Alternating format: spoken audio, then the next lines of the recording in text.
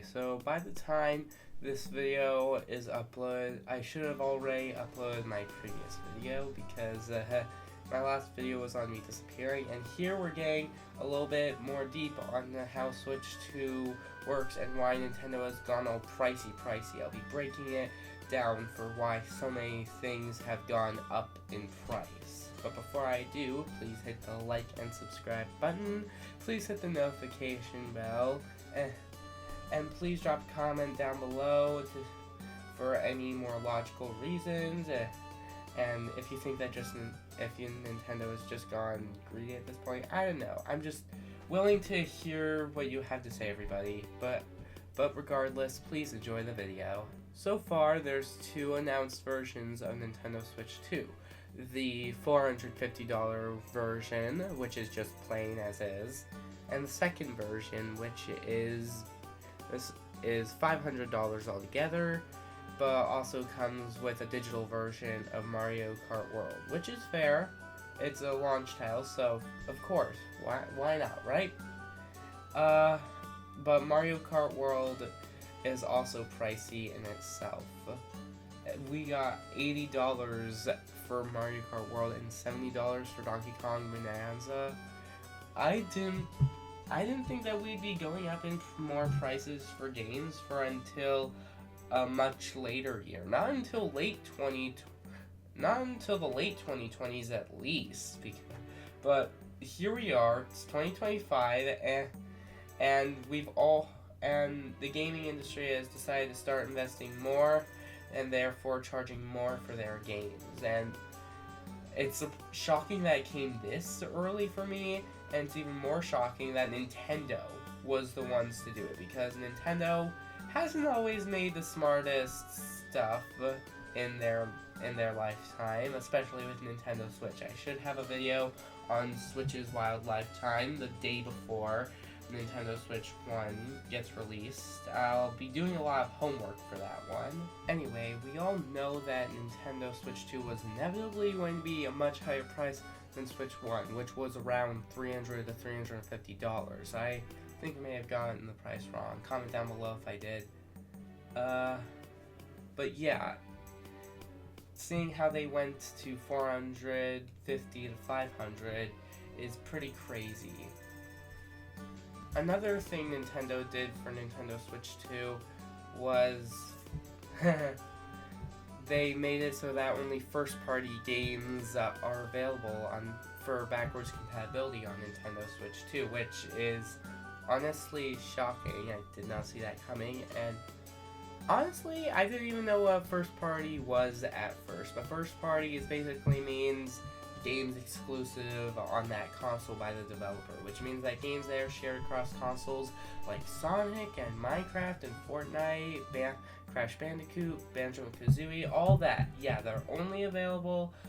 The games that are on Switch, their games on Switch, yeah, they're stuck on Switch. They don't backwards compatible. I'm using it wrong, but still, they're not available on Switch 2 whatsoever, which is a little disappointing, but what you gonna do? It's Nintendo. Nintendo Game Chat was also pretty big, and shout out to IGN because I nearly said the Nintendo Voice Chat, which is an actual podcast, but enough about that. Nintendo Game Chat clearly caught people's attention. I'm not sure whether or not people are going to be using it, or if the mechanics will be touched on a bit more, whether or not we can lock out people outside of the parental controls. All those I think would be really helpful. And it's lucky that they just got a camera built specifically for Nintendo Switch 2's upward USB-C spot. Yeah. It can also work with basically any camera, assuming that you're able to hook it up to USB-C wire. So that's pretty cool. But the one thing I'm confused about is why the Nintendo World thing, where you're walking around on the Joy-Con getting information about the game, is like $10. That's confusing. You're just walking around learning about Nintendo Switch 2. I mean, it's not even needed. You could just get it for free. It seems more necessary to make it a free thing than to just make it $10. I mean, heck, you could even make it $3 and it'd still be worth getting, but $10 just seems too much for a game about information about the console itself. I'm just pointing that out. I'm just saying. The whole point of this video is me saying that Nintendo is really putting in effort to get as much money as they can, and there are quite a couple of factors put into this. One of them being the tariff situation going on right now. They're probably just going through a greedy phase, and maybe Nintendo Switch 2 will drop in price by the time I'm 18. Yeah, that's an option. But either way, Nintendo has just been charging a lot more for their products for Nintendo Switch 2 and up, and I have no idea when this will. I have no idea how this will affect any future coming consoles on Xbox or PlayStations, and that's the one thing I'm confused about. Is Nintendo for once being a role model? Are their games on Switch 2 going to be more decent? That's what I'm hoping for. If the games are actually worth the price, then yeah, put it up. If Nintendo makes a trashy game for $70, no one's gonna. Then when someone makes a nasty review on it, no one's gonna want it, and Nintendo will have just put in a lot of effort for a bad game, and pricing is super high, only not get much feedback out of it. People are going to hate it. And that also goes for Nintendo eShop as well.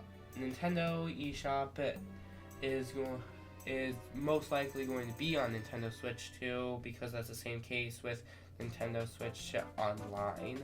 It makes sense, but something I want to point out real quick is now that we have Mario Kart World coming, is Nintendo going to just drop the DLCs from Expansion Pass or just add different DLCs? That's the one thing I'm confused about. I mean, just hear me out. I don't know if anyone is playing Animal Crossing New Horizons as often as anymore. I mean, I'm still trying to 100% it, and I just haven't had time to get back to it when I can. And everyone has Splatoon 3 now. Who's actually going to be going back to Splatoon 2 often enough? Except maybe me. The one thing I have to say is that it makes sense for the Booster Course Pass to still exist, because, hear me out, Mario Kart 8 Deluxe still will be worth going back to. Just hear me out. Mario Kart World may have some returning tracks, but Mario Kart 8 Deluxe has a super wide variety of tracks, and although it's not open world, it's still very good sticking to the original nature of how Mario Kart usually is. So I will be re-emphasizing this in my next video, that Mario Kart 8 Deluxe will be going back to. I haven't played Mario Kart World myself, although I have seen that a couple of people have. I haven't played Mario Kart World myself, so if I do, the video may change, but you never know. This will be discussed on soon enough. But thanks so much for watching, everybody. Keep checking out my videos, hitting the like and subscribe button. I appreciate everyone who interacts with my videos at all. And please hit the notification bell, comment down below on what you'd like to see next. Just all of it. All of it. I appreciate every single one of it. So, thanks so much for watching. I'll be back tomorrow with a little bit more information on Mario Kart 8 Deluxe and why my argument would stand. So, see you guys. Bye.